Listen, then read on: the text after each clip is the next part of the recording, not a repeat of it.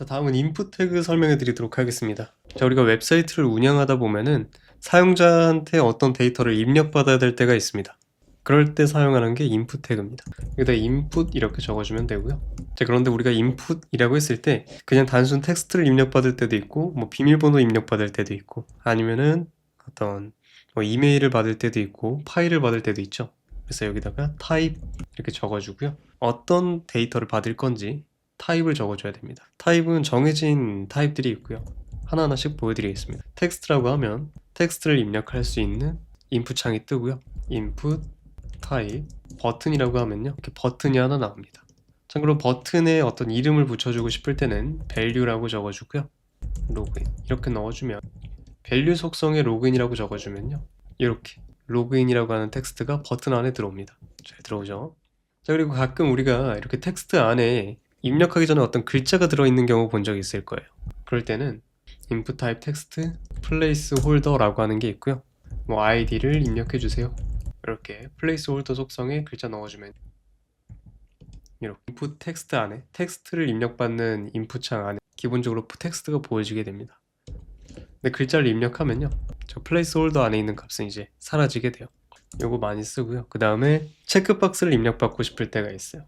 체크박스 input type 체크박스 이렇게 하면요, 이렇게 체크박스가 나옵니다. 자, 그 다음에 컬러를 우리가 입력받고 싶을 때가 있어요. input type 컬러 하면은 이렇게 나옵니다. 클릭했을 때 이렇게 RGB로 컬러를 이렇게 선택할 수 있고요. 자, 다음으로는 데이트, 날짜 받고 싶을 때가 있겠죠. 그럴 때는 input type date 이렇게 적어주면요, 연월일을 이렇게 선택해서 받을 수 있습니다. 자, 그 다음에 파일을 받고 싶을 때가 있겠죠. 그럴 때 input type 파일 이라고 적어주면요, 이렇게 파일을 선택할 수 있습니다. 누르면은 어떤 파일 선택할 수 있게끔 이렇게 나오고요. input type 이메일, 그리고 이메일 받고 싶을 때는 input type 이메일 적어주시면 됩니다. 이렇게 나오고요. 우리가 봤을 때는 input 텍스트랑 똑같은데 나중에 전송을 할 때 이메일인지 아닌지 이렇게 검사를 합니다. 이렇게 마우스 올렸을 때 이메일 주소에 골뱅이를 포함해 주세요 이렇게 뜨는 거 보이시죠? 이런 차이가 있고요. 비밀번호 받고 싶을 때가 있겠죠. input type password라고 적어주면 됩니다. 그러면 입력했을 때 이렇게 우리가 로그인할 때 보이던 것처럼 가려져서 안 보이게 나옵니다. 자, 그 다음에 라디오 버튼을 좀 만들고 싶으면요, input type 라디오 이렇게 적어주면 됩니다. 이렇게 되어 있는 거 보이죠? 자, 그리고 나서 우리가 이제 submit 버튼이라고 하는 게 있는데요, input type submit 제출할 때 쓰는 버튼이에요. 인풋 타입에 보면은 버튼 타입이 있었는데 그거랑 좀 다른 겁니다. 뭐냐면 이 버튼은 그냥 버튼이고요, 이 서브밋 버튼은 우리가 여기 글자를 다 입력했을 때, 입력하고 나서 이 서브밋 버튼을 클릭하면은 외부에 이제 이 데이터를 어딘가로 보내주고 싶을 때, 그러니까 우리가 이걸 다 입력했으면 이제 서버에 보내야 되거든요, 데이터를. 근데 그때 다 입력했고 서버로 보내겠다, 서버로 이제 데이터를 보내고 싶을 때 이 버튼을 클릭하시면 서버로 데이터가 전송이 됩니다. 그럴 때 사용하는 버튼이고요.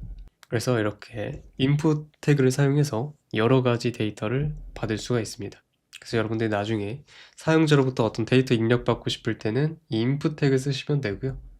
그 다음에 그 태그의 타입이라고 하는 속성을 통해서 여러 가지 데이터를 입력받을 수 있습니다. 자, 그런데 input 태그에는 name이라고 하는 속성이 있습니다. 자, 예를 들어서 이렇게 input type 텍스트가 두 개 있어요. 위에는 이제 id고요, 밑에는 비밀번호라고 해볼게요. 여기다가 이제 id 입력하는 거고요. 두 번째는 비밀번호 이렇게 입력하는 거예요. 자, 그런데 우리가 이걸 서버에 데이터를 보내게 되면요, 서버 입장에서는 어떻게 받냐면요, 자, 만약에 id를 example ok라고 보내고 비밀번호를 example pk라고 보낼게요. 자, 그러면은 이걸 서버가 만약에 받았다고 해볼게요. 그럼 서버가 보자마자 뭐가 id고 비밀번호인지 알 수 있어요, 없어요? 알 수가 없겠죠. 그럴 때 이제 서버에서 구분하도록 여기다가 name이라고 하는 속성을 붙여줄 수 있습니다. id, name, password. 자, 이렇게 해주면요, 화면에서는 별 차이가 없어요. 근데 만약에 서버 입장에서는 이제 이렇게 갑니다. 이렇게 가요. 그럼 서버 입장에서는 보자마자 example ok는 id고 example pk는 패스워드구나, 이렇게 바로 알 수가 있거든요. 그래서 나중에 이제 네임을 적어서 서버에서 어떤 데이터인지 알 수 있게끔 해주는 게 중요합니다. 참고로 이 양식은 이제 정확한 양식은 아니고요. 서버에 보낼 때도 다양한 양식으로 보낼 수가 있어요. 그래서 대충 이런 느낌이구나만 알아두시면 됩니다. 그리고 이 네임에 들어오는 값은 패스워드라고도 적어도 되고 pw라고 적어도 됩니다. 이거는 받는 쪽, 서버 쪽을 고려해야 돼서 아마 서버 개발하는 분들이 알려주실 거예요. 그래서 지금은 그냥 네임은 서버에서 어떤 데이터인지 알기 위해 사용하는구나, 이렇게 알아두시면 될 것 같습니다. 끝.